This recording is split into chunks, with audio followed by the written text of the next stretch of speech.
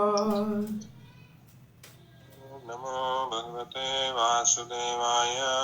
ओम नमो भगवते वासुदेवाय। नमो भगवते वासुदेवाय। ओम नमो भगवते वासुदेवाय। नमो भगवते वासुदेवाय। नारायणं नमस्कृत्यं नरं चैव नरोत्तमं देवीं सरस्वतीं व्यासं ततो जयमुदीरये। नष्टप्रायेषु भद्रेषु नित्यं भागवत सेवया भगवती उत्तम श्लोकिर्भक्तिर्भवती नैष्ठिकी। कृष्णाय वासुदेवाय देवकी नंदनाय च नंदगोपकुमाराय गोविंदाय नमो नमः। जय श्री कृष्ण चैतन्य प्रभु नित्यानंद श्री अद्वैत गदाधर शिवास आदि गौर भक्त वृंदा। हरे कृष्ण कृष्ण कृष्ण हरे हरे, हरे राम राम राम हरे हरे।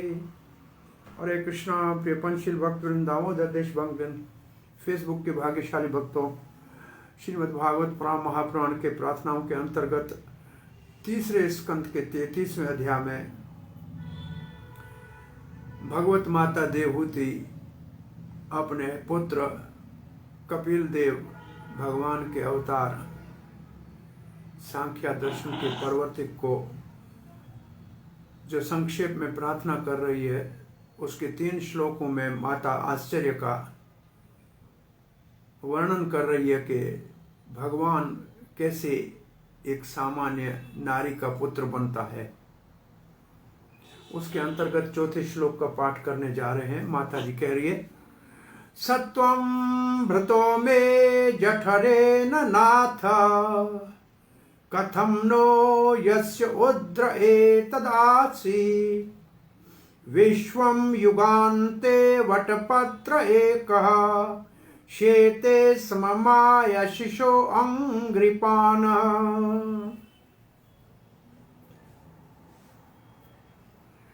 सत्वम आप वही हो, भृतो जन्म लिया है, मैं मेरे और जठरे न, हे मेरे स्वामी, आप मेरे पुत्र के रूप में मेरे ही उदर से उत्पन्न हुए हो। कथम नो यस्य उदर एतद आसीत, कैसे आप इस मेरे पेट में समा गए। आश्चर्य नहीं है, क्यों? एक और उदाहरण दे रही है। विश्वम युगान्ते वट वृक्ष, एक जब प्रलय होती है तब आप एक पीपल के पत्ते के ऊपर शयन करते हैं और अपने पांव के अंगूठे को चूसते हैं। तो जो पीपल के पत्ते के ऊपर शयन कर सकता है वो मेरे उदर में क्यों नहीं बैठ सकता। तो ये उदाहरण दे रही है।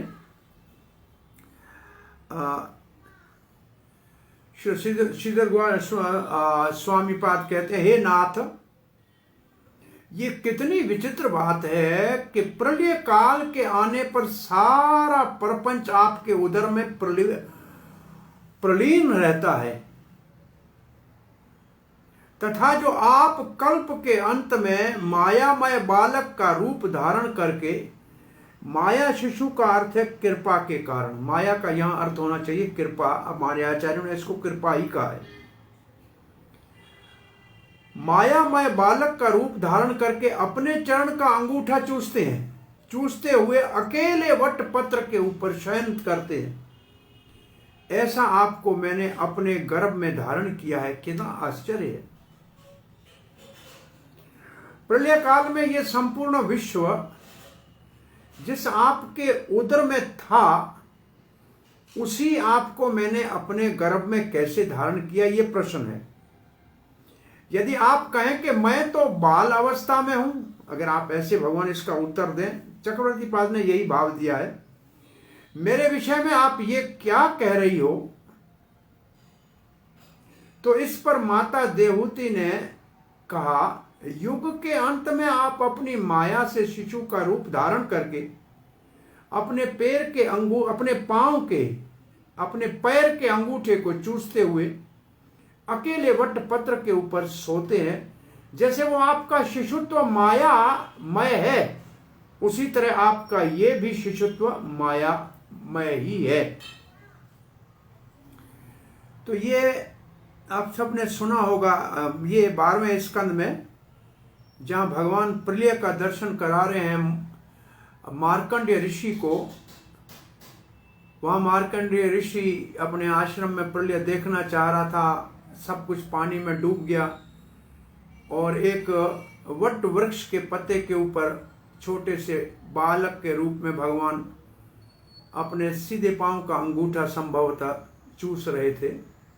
वटस्य पत्रस्य पुटे श्यानम बालम मुकुंदम मनसा स्मरामि। ये विशेष उस प्रलय काल के सुंदर उस बाल की प्रार्थना है। तो श्रील प्रभुपाद जी इसके भाव को लिखते हैं,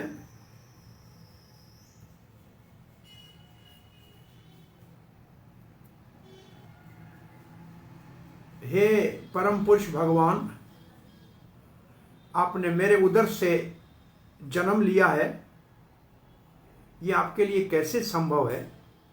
ये मेरे लिए कैसे संभव है? जिसके उदर में विश्व समाये वो मेरे उदर में कैसे समा गया? प्रभुपाद के इसी का उत्तर ये है, ये संभव है।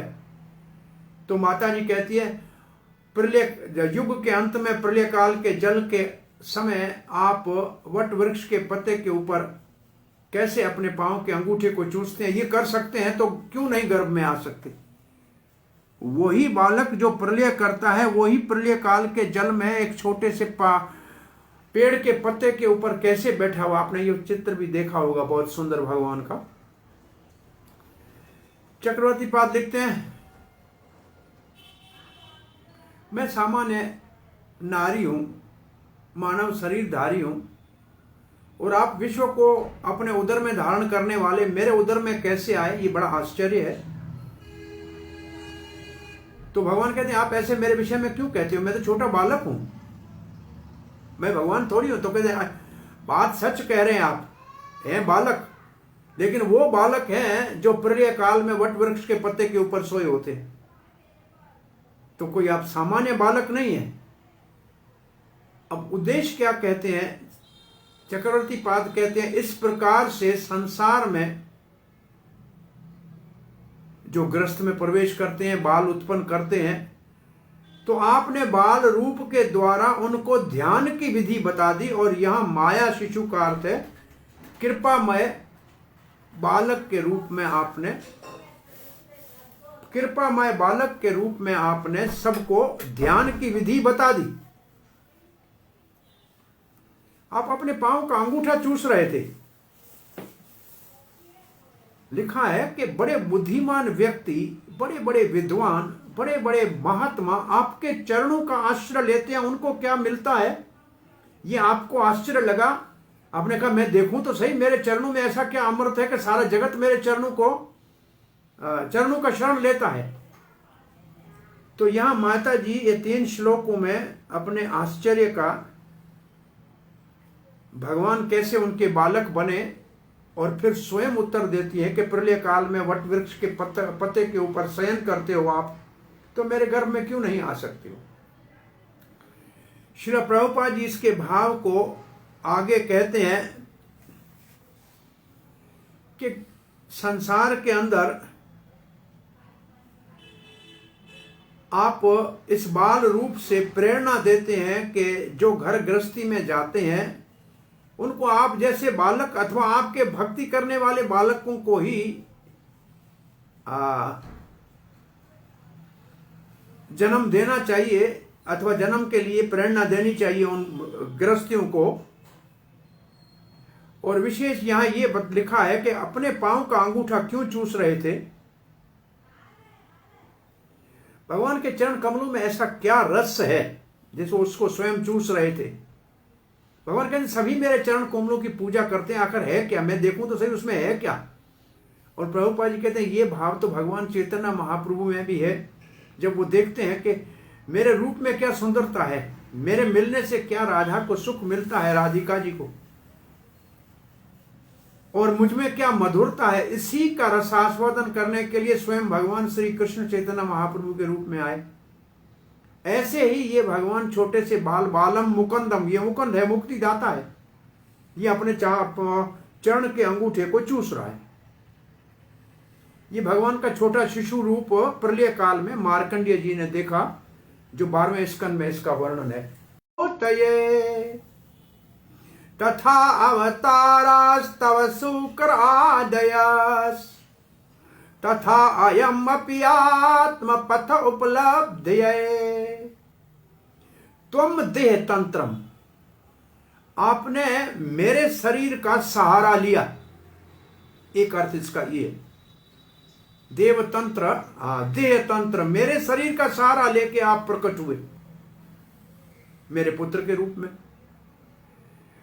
और देव तंत्र, देह तंत्र एक अर्थ भगवान श्री कृष्ण के लिए जब वो प्रकट हुए तो अपने सारे वस्त्र आभूषणों के साथ प्रकट हुए थे। कानों में कुंडल भी थे, सर के ऊपर मुकुट भी था, पीला पीतांबर पहना हुआ था, तो उसको भी कहते हैं देह तंत्र। तो आप प्रकट क्यों हुए, मेरे देह का शरण लेके क्यों प्रकट हुए, आपके प्रकट होने का उद्देश्य क्या है? परशमाय प्रकृष्टेन रूपेण, पूरी रूप से, क्षमाय समाप्त करने के लिए, नाश करने के लिए। किसको? पाप मनाम, जो पापी हैं उनको पूर्ण रूप से नाश करने के लिए। ये भगवान का अवतार का उद्देश्य है। दूसरा, निदेश भाजाम च विभो विभूतये। निदेश का मतलब आपका निर्देश, जो आपकी आज्ञा का पालन करे। भाजाम, जो उसके भाग्यशाली, आपके आज्ञा का पालन करने वाले हैं, आपके भक्त हैं। च विभो विभूतये, उनको तो आप ऐश्वर्य देते हैं, उनको सुख देते हैं, उनको प्रसन्न करते हैं, विभूति देते हैं अपनी। तो कैसे? यथावतार तव शूकरादय, पहले भी आपने वारादेव का अवतार लिया तो ब्रह्मा जी की नासिका से प्रकट हुए, तो आप नासिका से प्रकट हो सकते हैं। आप नरसिंह के अवतार में खंभे से प्रकट हो गए। अब तथा अयम, और अब इस वक्त अब आप मेरे पुत्र के रूप में मेरे शरीर का शरण लेके प्रकट हुए। क्यों हुए? आत्मा पथ उपलब्ध, आपके भक्त गणों को दिव्य ज्ञान और भक्ति से आत्म पथ का मतलब रास्ता, आत्म साक्षात का रास्ता, भगवत प्राप्ति का रास्ता बताने के लिए आपने अवतार लिए। मैं अब ये जानती हूं। सो ये मैया का भाव है। सो आपके अवतार का विशेष बात है कि आपके अवतार का क्या कारण है, ये बात चल रही है।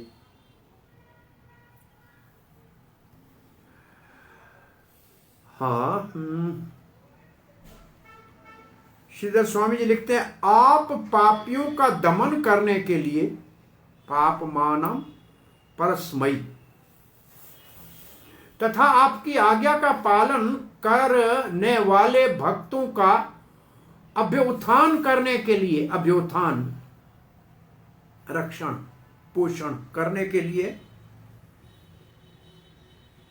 शरीर को धारण करते हैं, अवतार लेते हैं। आपके जैसे वाराह आदि अवतार हैं, उसी तरह आपका ये कपिल अवतार भी मुमुक्षु मतलब जो मुक्ति चाहते हैं, जीवों को ज्ञान मार्ग का उपदेश देने के लिए है। और भावार्थ में कहते हैं, अथवा मैंने अपनी दूसरी संतान के समान आपको अपने गर्भ में नहीं धारण किया।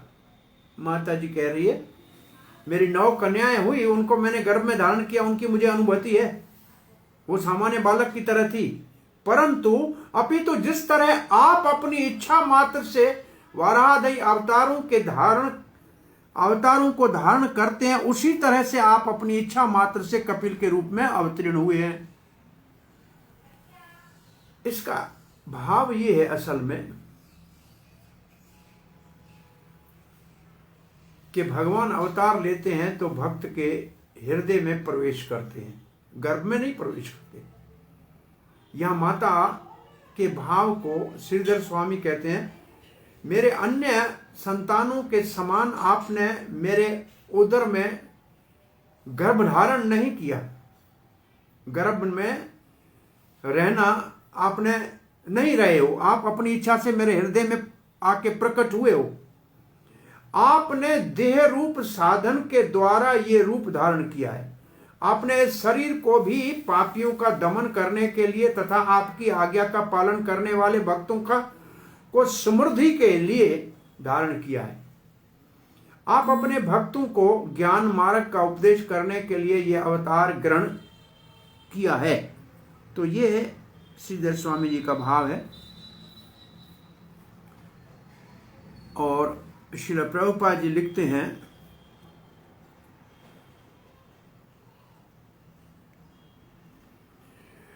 हे मेरे नाथ, आपने ये जो रूप धारण किया है इसका उद्देश्य पापियों का संहार करना और जो आपके शरणागत है उनकी भक्तिमय ज्ञान की वृद्धि करना और मुक्ति का मार्ग बताना है। आप अपनी इच्छा से जैसे वाराह आदि अवतारों में प्रकट होते हैं, ऐसे ही सांख्य दर्शन के भक्ति युक्त ज्ञान का दान करने के लिए आप अब मेरे पुत्र के रूप में प्रकट हुए हैं।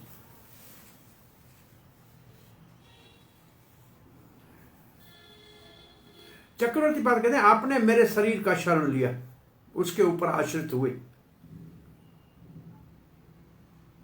जैसे वाराह के रूप में आप ब्रह्मा जी की नासिका से उत्पन्न हुए, तो ऐसा कोई नहीं कहता है कि वाराह ब्रह्मा का बेटा है। ऐसे आपका मुझसे प्रकट होना मेरा बेटा है, ऐसा इसका अर्थ नहीं है, आपकी कृपा है। और आप आए हैं तो पापियों का नाश करेंगे, और जो भक्त आपकी आज्ञा का पालन करेंगे निश्चित रूप से उनकी समृद्धि होगी, वो आगे बढ़ेंगे।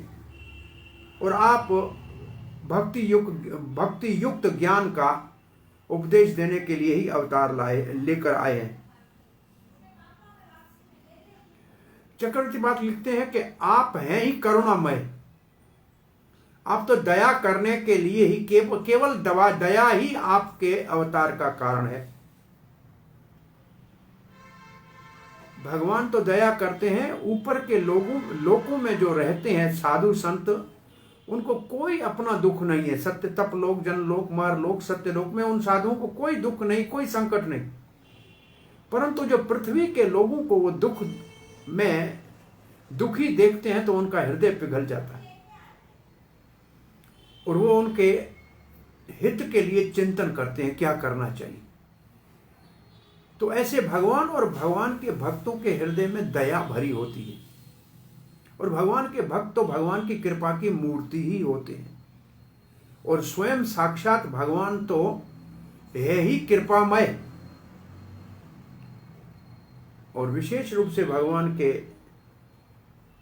अंतरंग शक्ति राधा रानी, जिसको हरे कृष्ण मंत्र में हम संबोधन करते हैं, वो तो दयामयी राधे, कृपामयी राधे, करुणा भरी राधे, करुणा भरी, करुणामयी, करुणा करी भरीते।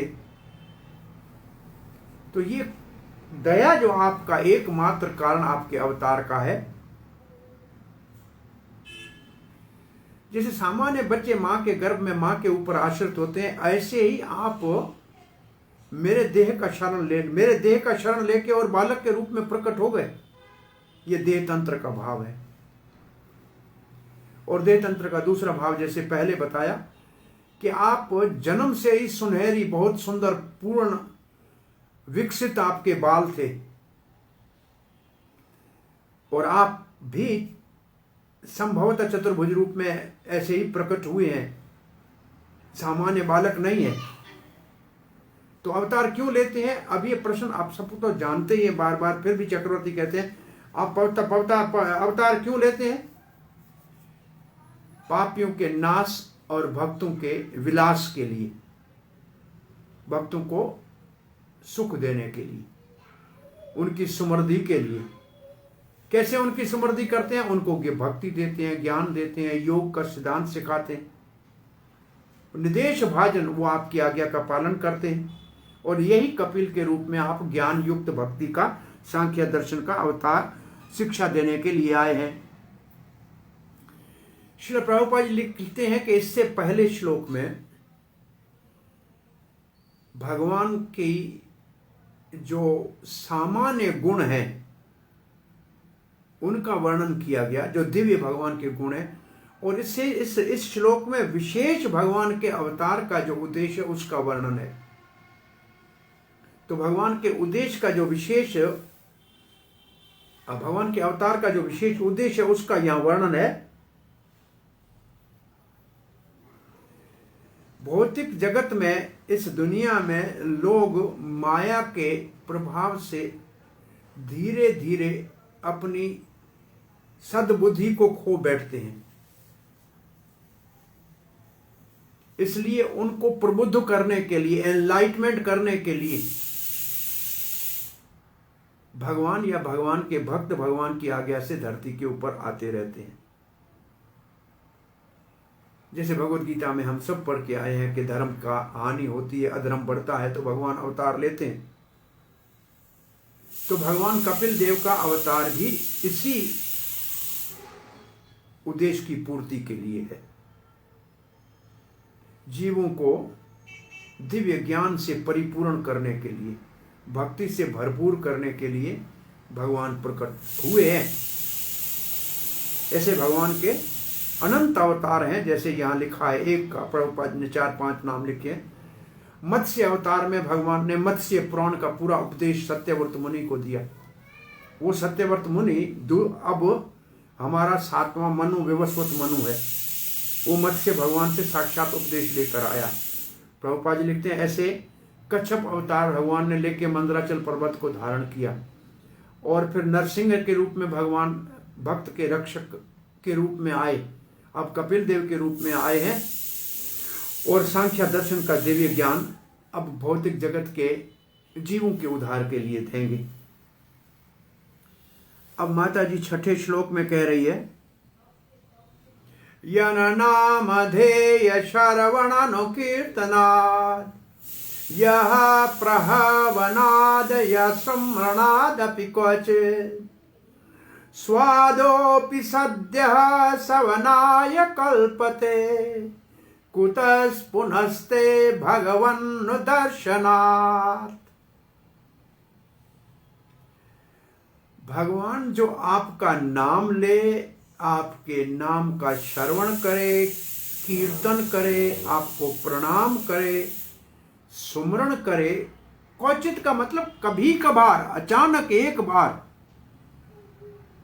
वो व्यक्ति स्वादो कुत्ता खाने वाला नीच चंडाल भी हो तो सदैया एकदम तत्काल सवनाय कल्पते, सोम यज्ञ करने का अधिकारी हो जाता है। इसका मतलब ब्राह्मण के गुण उसमें आ जाते हैं। और फिर कहते हैं कुतः पुनस्ते भगवान नो दर्शन, परंतु फिर भगवान जिसका आपको सामने दर्शन हो उसके लिए उसकी महिमा की क्या बात करें। तो यहां माता जी कौमुदिक न्याय के आधार पे कि भगवान के दर्शन की क्या महिमा है, कितना भाग्यशाली है जिनको भगवान का दर्शन होता है, जबकि भगवान के नाम लेने से इतना बड़ा लाभ। तो इस श्लोक का ये भाव है कौमुदिक न्याय का। तो इसमें यही बात लिखी है यहाँ आचार्य चरण ने। हे भगवान, आपके नाम का श्रवण करने अथवा कीर्तन करने से या आपकी कभी वंदना करने से, कभी का मतलब रोज नहीं, कभी कभार, क्वचित, अथवा आपके नामों का स्मरण करने से चंडाल भी सोम याग करने का अधिकारी हो जाता है। तो फिर आपका दर्शन करने से मनुष्य कृत्य हो जाता है। ये क्या, इसका क्या कहना? इसका मतलब है कि भगवान के नाम लेने का इतना प्रभाव है, तो जो भगवान का दर्शन करता है वो कितना भाग्यशाली। अतएव आपके दर्शन से मैं तो कृत्य हो गई हूं, ये माता का भाव है। अतएव इसलिए आपके दर्शन से मैं तो कृत्य हो गई हूं। इस बात को माता देवहूति ने कैमुत्य न्याय से कहा है। आपके नाम को सुनने के पश्चात आपका कीर्तन करने से कभी भी चंडाल, कभी भी चंडाल,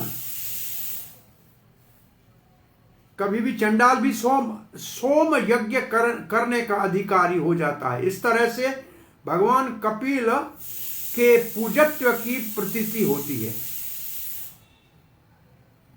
कि भगवान कितने पूजनीय है। तो श्रील प्रभुपाद ने इसका भाव, चक्रवर्ती पाद इसका भाव लिखते हैं। श्रील प्रभुपाद जी के भाव का पहले श्रवण करते हैं।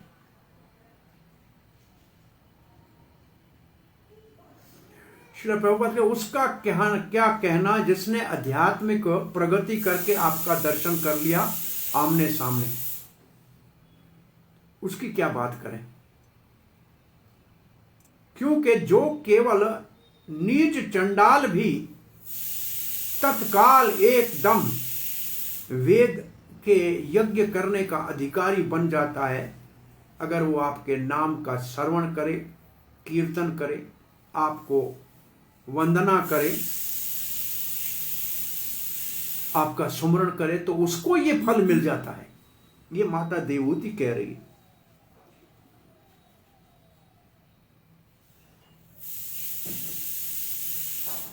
चक्रवर्ती पाद लिखते हैं,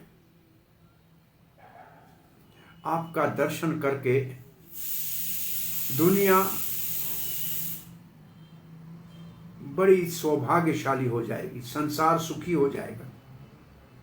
बड़े भाग्यशाली हैं जो भूमि के ऊपर भगवान आपका दर्शन करेंगे। और ये मेरा तो भाग्य है, मैंने दर्शन किया, लेकिन कितने और भाग्यशाली आपका दर्शन करेंगे। ये कैमुत्य न्याय से ये संस्कृत के कुछ न्याय होते हैं। और प्रहवर्ण का मतलब है प्रणाम करना। सुमरण कवचित का मतलब है कभी कभी सुमरण करना, ऐसे नहीं रोज। तो कोई चंडाल भी है, शवा अदह कुत्ता खाने वाला चंडाल, नीच, वो तत्काल यज्ञ, सोम यज्ञ करने का अधिकारी हो जाता है। इसका अर्थ ये है, इसका भाव ये है कि ब्राह्मण के समान वो पूजनीय हो जाता है। कुछ लोग हमारे वृंदावन मंदिर में आए और कहा कि सब मंदिरों में हम गए वृंदावन में, लेकिन आपके मंदिर में एक ये अद्भुत विशेषता है कि यहाँ सब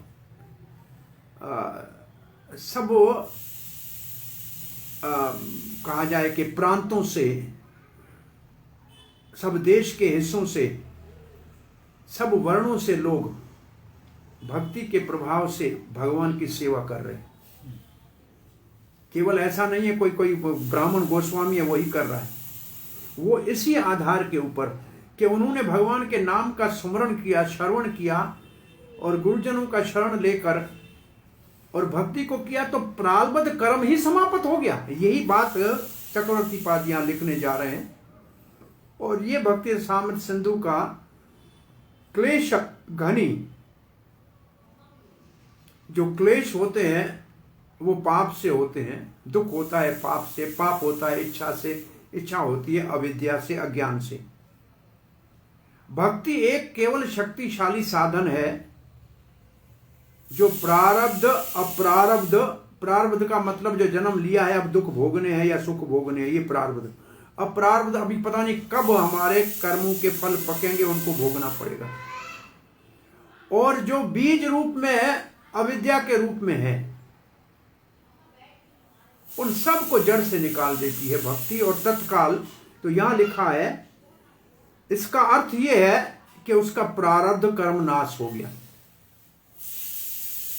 भगवान का नाम कीर्तन सुमरण प्रारब्ध कर्म को नाश कर देता है। और तब श्री रूप गोस्वामी के भक्ति रसामृत सिंधु से ये भाव लिखते हैं, दुर्जाति रेव, जिसका जन्म किसी नीच जाति में हुआ है। दूर का मतलब जिसको दूर शहर से बाहर रखते हैं कि दूर रहे सबसे। स्वानाय योगत्व कारणम मतम, वो कैसे यज्ञ करेगा?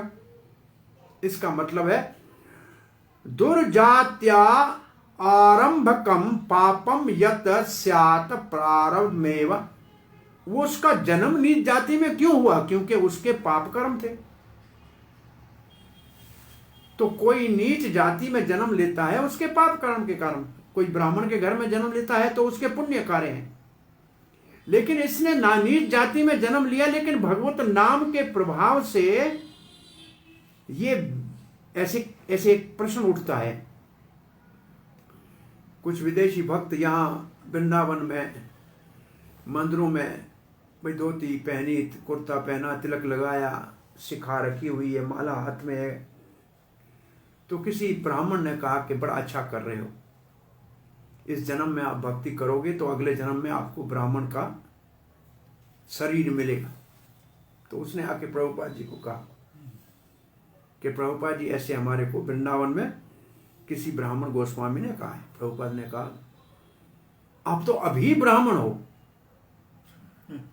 मर के फिर ब्राह्मण बनोगे, और ब्राह्मण बनने के बाद भी तो संस्कार करने पड़ेंगे, कम से कम जनेऊ तो डालना पड़ेगा। अगले श्लोक में प्रभुपाद जी लिखते हैं गुरु के शरण में तो जाना पड़ेगा, तभी जाके ब्राह्मण के लक्षण आएंगे। परंतु आप तो अभी केवल नाम का शरण लेने से और गुरु के माध्यम से भक्ति के मार्ग में आगे बढ़ने से ब्राह्मण से उत्तम वैष्णव हो गए हो। आप जाकर उस ब्राह्मण को कह दो कि तुम आओ, हरे कृष्ण मंत्र का जप करो, भक्तों का संग करो, तो अगले जन्म में तुम्हारे को कृष्ण भावना में भाग लेने का सौभाग्य मिलेगा। तो प्रभुपाद ने बहुत बड़ा उसका उत्साह बढ़ाया ये इस श्लोक के आधार के ऊपर। और आश्चर्य लगता है, अफ्रीका के काले लोग पाप प्रवृत्ति से भरे हुए, प्रभुपाद जी के शिष्य, और प्रभुपाद जी के ही कपड़े चुरा लेते थे धोए हुए, क्योंकि उनकी प्रवृत्ति में था। लेकिन फिर भी भक्ति का कितना बड़ा उनके ऊपर प्रभाव पड़ा। वो गुरुजन के स्थान के ऊपर पूजनीय है पूरे विश्व के अंदर। ऐसे लोग जो कहा जाए कि अफ्रीकन बैकग्राउंड के, जिनका जन्म था लेकिन भक्ति के प्रभाव से आज पूरे विश्व में पूजनीय है। तो भक्ति कितनी शक्तिशाली है। ये देवहूति माता अपने पुत्र भगवान कपिल देव के सामने ये बात कह रही है कि आपके इस दिव्य ज्ञान और आपके नाम के स्मरण का प्रभाव कितना शक्तिशाली है। श्रील प्रभुपाद लिखते हैं यहां आध्यात्मिक भगवान के नाम रूप गुण कीर्तन की कितनी शक्ति है, आध्यात्मिक कितना उसका बल है, कितना प्रभाव है, उसका वर्णन किया जा रहा है, उसके ऊपर बल दिया जा रहा है। श्रील प्रभुपाद लिखते हैं, श्रील रूप गोस्वामी ने पाप के निवारण के लिए भक्ति रसामृत सिंधु में भक्ति को सबसे प्रबल साधन माना है। ज्ञान से पाप नाश हो जाता है, लेकिन पाप का बीज नाश नहीं होता। उसका उदाहरण अजामिल है। ब्राह्मण के घर में जन्म हुआ, यज्ञ करता था, सालंग्राम की पूजा करता था, और वन में गया ही यज्ञ के लिए सामग्री लेने और फल फूल लेने था। लेकिन एक दुष्ट को वैश्या से आलिंगन करते हुए देखा, तो उसके मन के अंदर जो पाप बीज रूप में था वो जाग गया, और वो उस वैश्या के साथ विवाह करके बैठ गया और घर अपना धर्म कर्म सब छोड़ दिया। तो केवल तप जप ध्यान ज्ञान ये इतना शुद्ध हृदय को नहीं कर सकते, जड़ नहीं खत्म कर सकते। उदाहरण देते हैं, वन में जब आग लगती है तो बांस का जो बैम्बू है वो ऊपर से जल जाता है, लेकिन उसकी जड़ नीचे रह जाती है। दोबारा जब बरसात आती है तो पहले से मोटा बम्बू होता है, और इसलिए कोई जो है बांस के खेत वाले स्वयं जलाते हैं ताकि मोटा बम्बू हो। तो ज्ञान से केवल ऊपर से जल जाता है पाप, लेकिन अंदर जड़ रह जाती है। बोले भक्ति का प्रभाव कैसा है, वहां छठे स्कंद में है। ये अब कोहरा तो आप सब लोग देख ही रहे हैं, सर्दी में कोहरा होता है। निहारम एव भास्कर, भास्कर कहते सूर्य को। सूर्य निकला तो कोहरे का नाम निशान नहीं रहता है, कोहरा था इसका भी पता नहीं लगता है। ऐसे भक्ति जैसे सूर्य कोहरे को जड़ से भगा देता है, ऐसे भक्ति पाप की प्रवृत्ति को जड़ से उखाड़ के फेंक देता है। और यही बात भगवान ने भगवत गीता में कही है। प्रभुपाद जी कह रहे हैं, अहम त्वम सर्व पापेभ्यो मोक्षयिष्यामि मा शुचः, मैं आपको सारे पापों से मुक्त करूंगा। भगवान पापों से मुक्त करने का वचन दे रहे हैं। करना क्या है, मेरा शरण ले लो। भगवान का शरण लेने से सब पापों से मुक्त हो जाएंगे। भगवान का शरण कैसे लें? भगवान का शरण लेने के लिए भगवान के भक्तों का शरण लेना। भगवान श्री कृष्ण कहते हैं, अर्जुन कोई कहता है कि मैं कृष्ण का भक्त हूं, मैं उसको जानता भी नहीं। जो कहता है मैं आपके भक्त का भक्त हूं, वो मेरा भक्त है। ये भगवान अर्जुन को अन्य शास्त्र में कहते हैं, बहुत अच्छा श्लोक है। श्रील प्रभुपाद जी लिखते हैं, भगवत नाम जपने वाला बहुत जल्दी तत्काल एकदम शुद्ध हो जाए, पवित्र हो जाता है पाप से। कौन पवित्र करता है? नाम। अपने साधन से नहीं, नाम के बल से। एक बार भगवान का नाम अनंत कोटि जन्मों के में किए हुए पापों की राशि को जला के ऐसे भस्म करता है जैसे हजारों किलो घास को एक माचिस की दिया सलाई जला के भस्म कर देते हैं एक बार नाम लेने से। लेकिन शुद्ध होना चाहिए नाम, अपराध रहित होना चाहिए।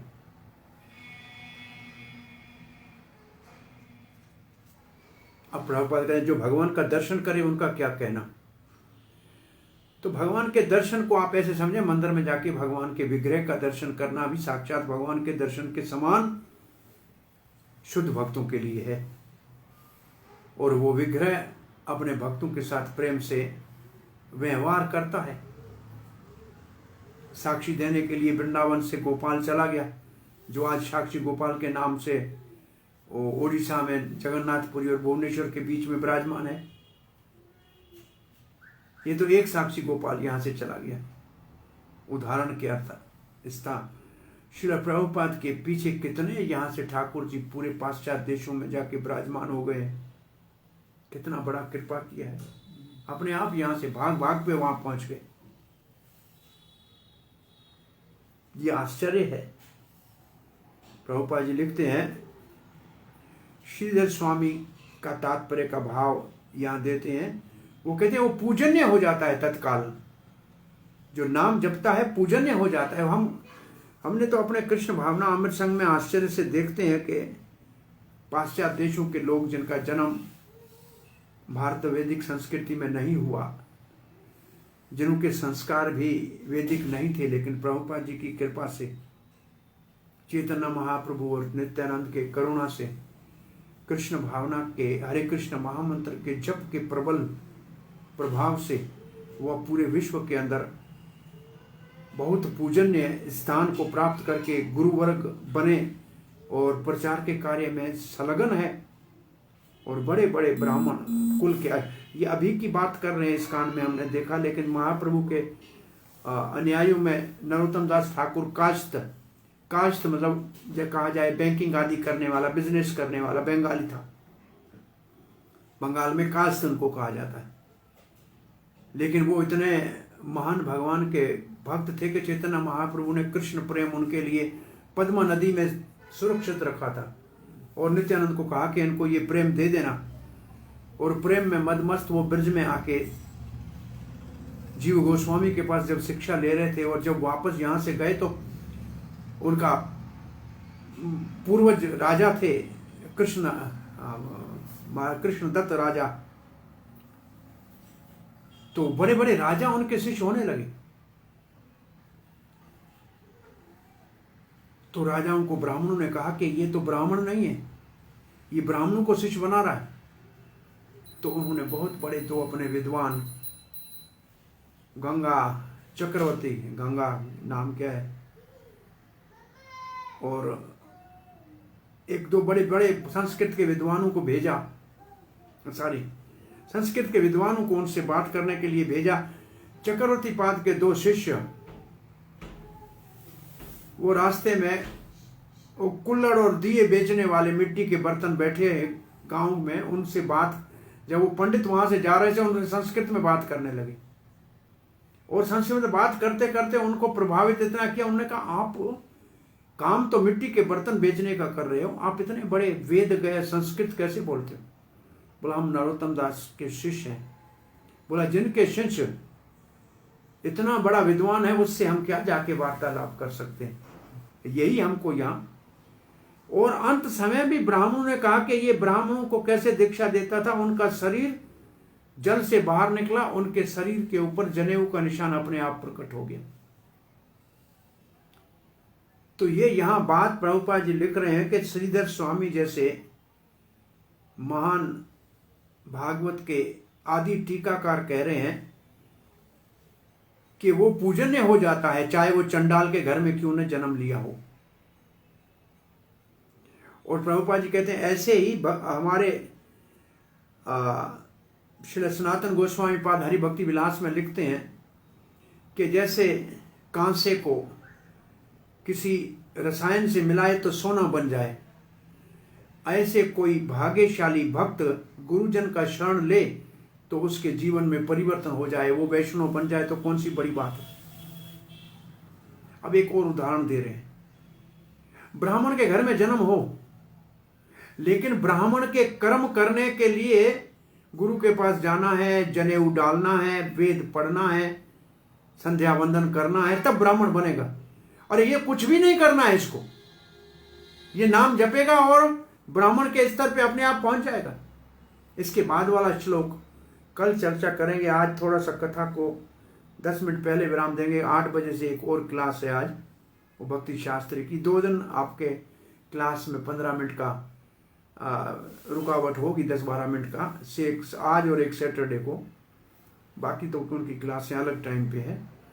सो प्रभुपाद जी लिखते हैं केवल हरे कृष्ण मंत्र जपने से उनके अंदर ब्राह्मणों के सद्गुण अपने आप आ जाते हैं। पर प्रभुपाद जी लिखते हैं हम भी कभी किसी को जब योग्य देखते हैं